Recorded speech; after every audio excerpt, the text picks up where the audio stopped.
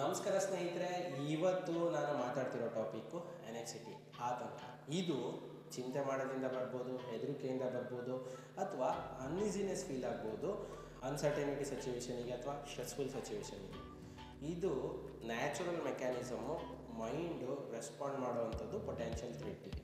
ಇದು ಜಾಸ್ತಿ ಆದಾಗ ಕೆಲವೊಂದು ಫಿಸಿಕಲ್ ಸಿಂಟಮ್ಸ್ ಹೇಳ್ತೀನಿ. ಒಂದು ಹಾರ್ಟ್ ಬೀಟ್ ಜಾಸ್ತಿ ಆಗ್ಬೋದು, ಅಥವಾ ಸ್ವೆಟ್ಟಿಂಗ್ ಜಾಸ್ತಿ ಆಗ್ಬೋದು, ಅಥವಾ ಕೆಲವೊಬ್ರಿಗೆ ಮೋಷನ್ ಬಂದಂಗೂ ಆಗ್ಬೋದು. ನೆಕ್ಸ್ಟ್ ಎಮೋಷನಲ್ ಸಿಂಟಮ್ಸಿಗೆ ಬರೋದಾದರೆ ಕೆಲವೊಬ್ಬರಿಗೆ ಇರಿಟಬಿಲಿಟಿ ಜಾಸ್ತಿ ಆಗುತ್ತೆ, ಅಥವಾ ಚಿಂತೆ ಮಾಡೋದು ಜಾಸ್ತಿ ಆಗುತ್ತೆ, ಕಾನ್ಸಂಟ್ರೇಷನ್ ಮಾಡೋದು ಕಷ್ಟ ಆಗುತ್ತೆ, ಇನ್ನು ಕೆಲವೊಬ್ರಿಗೆ ನಿದ್ದೆ ಬರೋದು ಕಷ್ಟ ಆಗುತ್ತೆ. ಇದನ್ನು ಓವರ್ಕಮ್ ಮಾಡೋದು ಹೇಗೆ? ಇದನ್ನು ಓವರ್ಕಮ್ ಮಾಡಬೇಕು ಅಂತ ಅಂದರೆ ಮೊದಲನೇದಾಗಿ ಡೀಪ್ ಬ್ರೀತಿಂಗ್ ಪ್ರಾಕ್ಟೀಸ್ ಮಾಡೋದು.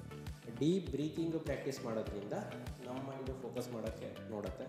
ನೆಕ್ಸ್ಟು ಪ್ರೆಸೆನ್ಸ್ ಆಫ್ ಮೈಂಡನ್ನು ಪ್ರಾಕ್ಟೀಸ್ ಮಾಡೋದ್ರಿಂದ ಮೋಸ್ಟ್ ಆಫ್ ದ ಟೈಮು ಅನೆಕ್ಸಿಟಿ ಏನಕ್ಕೆ ಜಾಸ್ತಿ ಆಗ್ತಿರುತ್ತೆ ಅಂತ ಅಂದರೆ ಒಂದು ಪಾಸ್ಟ್ ಅಥವಾ ಫ್ಯೂಚರ್ ಬಗ್ಗೆ ಡ್ಯೂಯಲ್ ಮಾಡ್ತಿರೋದ್ರಿಂದ ಅದು ಜಾಸ್ತಿ ಆಗ್ತಿರುತ್ತೆ. ಯಾವಾಗ ಪ್ರೆಸೆನ್ಸ್ ಆಫ್ ಮೈಂಡನ್ನು ಪ್ರಾಕ್ಟೀಸ್ ಮಾಡೋಕ್ಕೆ ಹೋದರೆ ಸೊ ಆಬ್ವಿಯಸ್ಲಿ ನಮ್ಮ ಫೋಕಸ್ಸು ಪ್ರೆಸೆನ್ಸಿಗಿರುತ್ತೆ. ನೆಕ್ಸ್ಟು ನೆಗೆಟಿವ್ ಥಾಟನ್ನು ಚಾಲೆಂಜ್ ಮಾಡೋದು. ಯಾಕೆಂದರೆ ಆ ನೆಗೆಟಿವ್ ಥಾಟ್ಸು ಫ್ಯೂಲಾಗಿ ಆ್ಯಕ್ಟ್ ಮಾಡ್ತಾ ಇರ್ತೀವಿ. ಯಾವಾಗ ಚಾಲೆಂಜಸ್ ಮಾಡ್ತೀವಿ ಆವಾಗ ಕಮ್ಮಿ ಆಗೋ ಚಾನ್ಸಸ್ ಇರುತ್ತೆ. ನೆಕ್ಸ್ಟು ಪ್ರೊಫೆಷ್ನಲ್ ಸಪೋರ್ಟ್ ತೊಗೊಬೇಕಾಗ್ಬೋದು. ಇದು ಬೇಸಿಕ್ಕು ಅನೆಕ್ಸಿಟಿ ಬಗ್ಗೆ. ಈ ವಿಡಿಯೋ ಏನಿಸ್ತು ಅನ್ನೋದನ್ನು ಕಮೆಂಟ್ ಬಾಕ್ಸಲ್ಲಿ ತಿಳಿಸಿ. ನಾಳೆ ಮತ್ತೆ ಹೊಸ ವಿಚಾರದೊಂದಿಗೆ ನಿಮ್ಮ ಮುಂದೆ ಬರ್ತೀನಿ.